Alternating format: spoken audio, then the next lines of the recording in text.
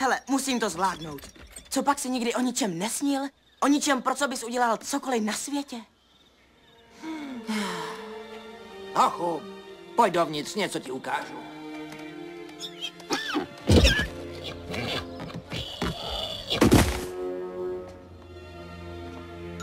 Pozor, tohle je kus ze stěžně Argo. Fakt, Argo? Ha, kdo asi tak podle tebe zaučoval Jasona, Kleopatra? Já trénoval plno těch budoucích mistrů. Odysseus, Perseus, Theseus, sami Jusové. A všichni tyhle srabové mě zklamali do jednoho. Neměli žádný výsledek. Nikdo z nich se nedostal do finále. A pak se objevil Achilles. Ten kluk měl v sobě úplně všecko. Figuru, rychlý nohy, uměl útočit, uměl se taky krejt, rval se do posledního kola. Až na tu jeho zatracenou pitovou patu. Stačilo do ní jenom drobet ťuknout a bum. A jaký byl?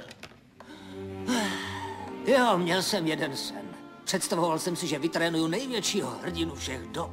Tak skvělýho, že si bohové pověsí jeho obrázek mezi hvězdy přes celou oblohu. A lidi budou říkat, to je Filův kluk.